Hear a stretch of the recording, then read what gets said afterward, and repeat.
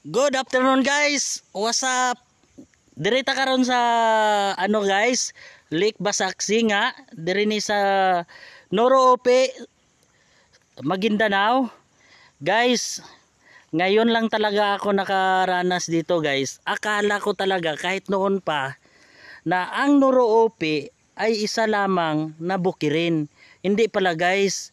May dagat pala sila dito din at saka may lake. Ito guys, lake ito guys. Ito yung tinatawag nila na Lake Basaksinga. So nabilong ito sa Barangay Mirab, Noroope, Maguindanao. So dito yan siya makikita. Along the highway guys, nasa 5 minutes lang ang biyahe, 5 to 10 minutes, darating ka na dito. At saka hindi mahirap yung pagpunta dito guys kasi simentado yung area nila. So ito guys, hindi talaga ito na-develop. May dalawang building lang sila doon.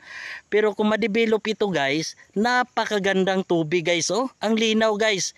May mga water lily. Para din siyang Lake Cebu. Ang lawak guys. Malawak yung lake nila dito. So ngayon, nagpunta lang talaga kami dito na panandalian lang. So akala mo, ordinaryong ano lang ito. Ordinaryong lake pero ang lawak. So napakaganda pala ang Noroope guys. Marami walang nagapangisda dito guys. Yun lang kasi ginabawalan nila. Bawal dito maglaya, bawal mangisda. So ito na binabawalan nila na magisda dito. Ang kagandahan lang sana dito guys, kahit meron man lang sanang mga cottage para naman na ma-promote yung Noroope, Maguindanao. So ito ang guys, makikita nyo, mais ito guys. Ang lawak nila. Oh. Naikutan ito ng mga bukirin. Malapit lang, take note guys ha, malapit lang ito sa bayan ng Noroope. Nasa Barangay Mirab, bago ka magdating ng OP school nila. So State University, dito yan sa Barangay Mirab. Kung magpasok ka dito, mag-stop lang kayo sa detachment ng batalyon, may daan papasok, dito yan pupunta guys. Ang lawak guys, ang linaw ng mga tubig. Ang linaw ng tubig dito guys. So, napakaganda. So, kung makikita mo sa kabila guys, i-zoom natin guys ha. Yan. Mga bukirin yan guys, halos may mga tanim na mais, at saka coconut. So, kumpleto kurados ang Noroope guys. Meron silang lake, meron ding dagat.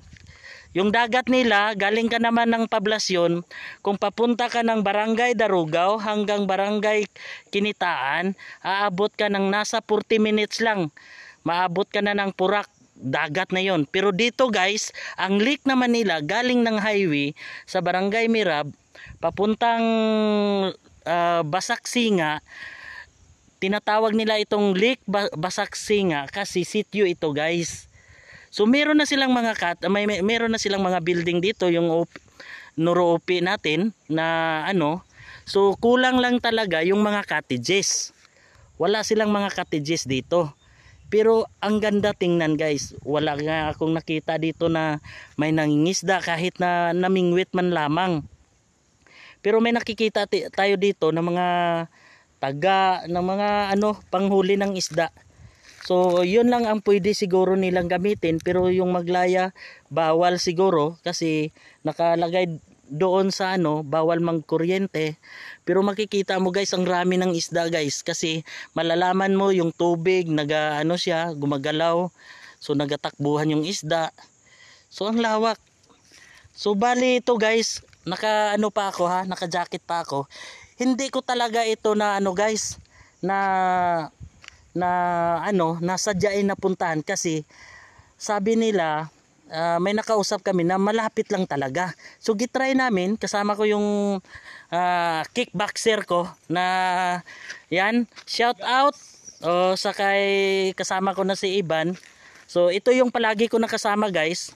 Kung makikita nyo ito, palagi yun siya makasama ko. Pero ang ganda dito guys, makikita mo bukirin lahat nasa paligid niya. Pero ang lawak ng lake guys. kulang lang talaga ito pag-promote ng ano natin, munisipyo. Dapat i-promote nila kahit tarpaulin sa highway.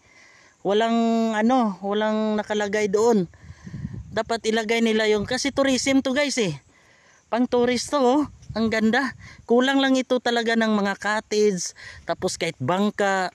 Siguro magsikat talaga yung Nuroope, Maguindanao. Kung gina-promote lang talaga ng tourism nila. Hindi lang kasi ito nila gina-promote. Sayang talaga guys. Maliban dito, makakita rin yung mga tao dito ng pang-income araw-araw. Number 1 yon. Kung ano. Pero ito guys oh, makawala ka ng stress kasi walang katao-tao. Ang oras ngayon guys, alas 4 pa lamang. Pero ang ganda dito guys. So ngayon lang ako. Oh, akala mo, tingnan mo, water lily yan guys, pero mga tubig yan. So tubig yan, ginasum ko na yan. Ang water lily niya guys, nasa tabi lang sa kilid ng bukid. Pero sa pag nandun ka sa gitna, nasa talaga. Ang lawak talaga. Hindi ko alam kung ang lalim talaga. So akyat tayo sa taas guys para makita nyo kung ano ang kabuuan ng natin. Yung lake na tinatawag natin. So akyat tayo. So kasi daan yan dyan guys. Oh, andun yung namin, motor namin. So dito tayo sa taas magkuha ng video. So ito yung kabuuan niya guys. Tika lang guys ha. Naglalakad pa ako. Oh, ito yun guys. So, yan. So, lake yan guys ha, hindi yan dagat. Lake talaga yan. Ang ganda guys. Ngayon, hindi nila na gina-promote. So, sayang, andun si Ivan. Oh? Maganda dito kung may mga kasamaan kayo, mag-picnic. Pwede na dito guys. Pakalinaw yung tubig guys.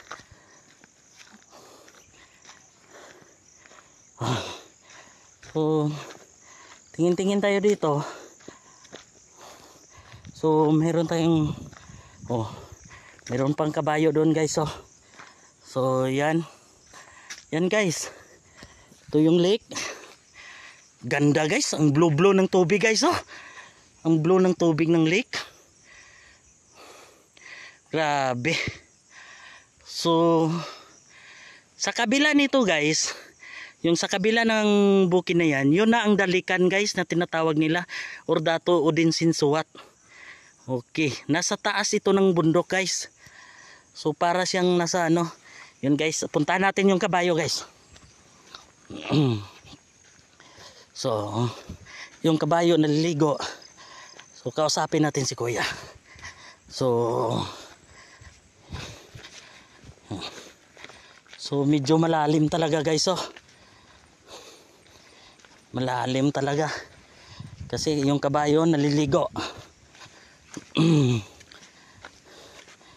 Yan.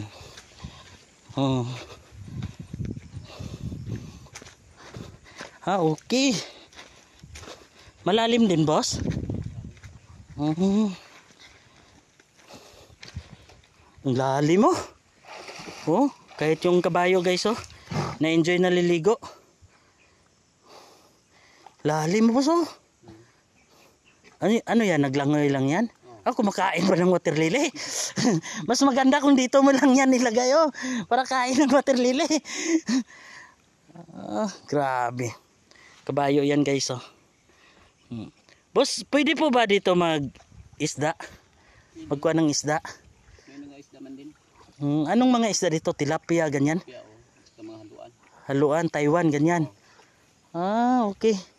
Pero parang walang nagapang isda dito, no? Bawal? Mayroon man din. Meron din. Pero hindi bawal. Basta hindi kuryente ang gamit. Bawal lang kung kuryente. Mga laya, ganyan. Meron din minsan. May nagalaya. Pwede siya. Ang laki ng isda doon, no? So, ganda ito magplangri. Walang pambot, boss, no? Kahit yung bangka-bangka lang ba? Doon, no? Andon? Hindi ito talaga na-discover, boss, ba? Nang may lake talaga dito na maganda dito sa Nuruopi. Kasi kulang lang talaga boss is cottage ano? Oo. Kung may cottage sana dito, sisikat ito ba? Ha? Kulang din sa paglinis ba? Oo. Madali man lang ito boss. Kunin yung water lily kasi sa kilid man lang. Hindi man sa gitna. Oo. So ang ganda. So na-enjoy yung kabayo guys oh. Buti pa yung kabayo nakaligo pero yung tao hindi. Grabe. First time ko talaga ito dito guys. So kala mo ang Nuruopi walang dagat, walang ano, dito kumpleto na.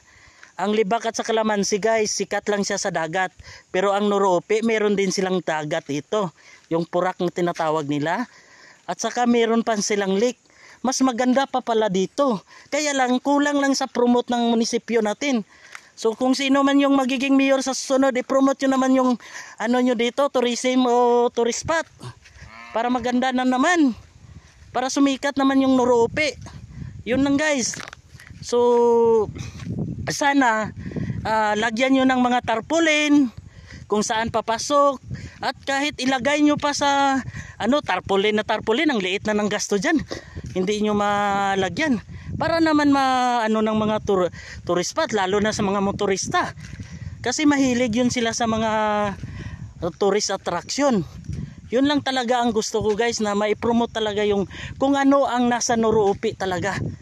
So para sisikat din tayo, sisikat din yung Nuruopi, yung bayan ng Nuruopi, Maguindanao. At saka maka-income din yung mga tao dito. Lalo na sa pagmumotor, magbayad sila ng single motor. So income na yun. So ano pa, marami pang mapagkitaan yung mga tao dito. So ito guys oh, may nilalagyan sila ng ano dito, taga oh. So ano ko talaga to guys, paborito ko to sa dati na magkuha ng mga isda ng ganito.